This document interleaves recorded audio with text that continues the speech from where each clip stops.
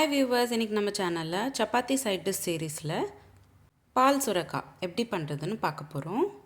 இது ஒரு மைல்டான ரெசிபி, அதனால் காரன்றது அதிகமாக இருக்காது.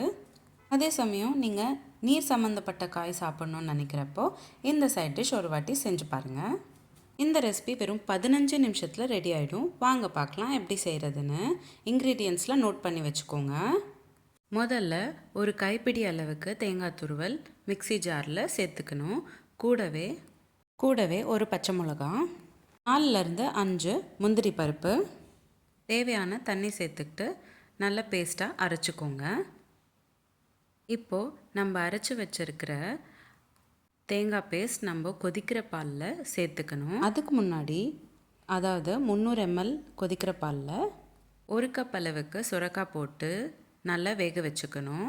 சுரக்காயெலாம் நல்லா வெந்தக்கப்புறம், நல்லா கொதி வந்தக்கப்புறம் நம்ம இந்த அரைச்சி வச்சுருக்கிற தேங்காய் பேஸ்ட்டை சேர்த்துக்கணும்.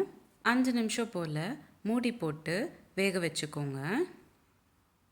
இப்போது நம்மளோட சைட் டிஷ் கொஞ்சம் திக்கான கன்சிஸ்டன்சிக்கு மாறியாச்சு. அடுத்து நம்ம தாளிச்சிடலாம். ஒரு பேனில் 20 ml போல் எண்ணெய் சேர்த்துக்கோங்க.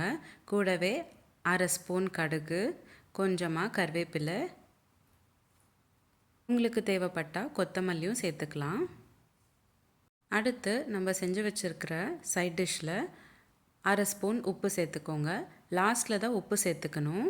அடுத்ததாக நம்ம தாளிச்சிருக்கிறதும் சேர்த்துக்கிட்டு நல்லா மிக்ஸ் பண்ணி விடுங்க. அவ்வளோதாங்க, ரொம்ப ஈஸி அண்ட் சிம்பிளாக, அதே சமயம் 15 நிமிஷத்தில் செய்யக்கூடிய பால் சுரக்காய் ரெடி ஆயிடுச்சு. இந்த சைட் டிஷ் மைல்ட் ஃப்ளேவர் இருக்கிறதுனால பசங்க ரொம்ப விரும்பி சாப்பிடுவாங்க. அதே சமயம் உங்கள் வீட்டில் பெரியவங்களும் இருந்தாங்கன்னா அவங்களும் ரொம்ப விரும்பி சாப்பிட்ற ஒரு டிஷ்ஷாக இருக்கும்.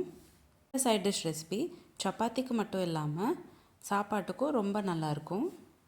கண்டிப்பாக ஒரு வாட்டி ட்ரை பண்ணி பாருங்கள். இந்த வீடியோ உங்களுக்கு பிடிச்சிருந்தால் லைக் பண்ணுங்கள், ஷேர் பண்ணுங்கள். இதே மாதிரி டெய்லி ஒரு ரெசிபி பார்க்குறதுக்கு என்னோடய சேனல் சப்ஸ்கிரைப் பண்ணிக்கோங்க. ரெசிபி எப்படி இருந்ததுன்னு எனக்கு கமெண்ட் பாக்ஸில் கமெண்ட் பண்ணுங்கள்.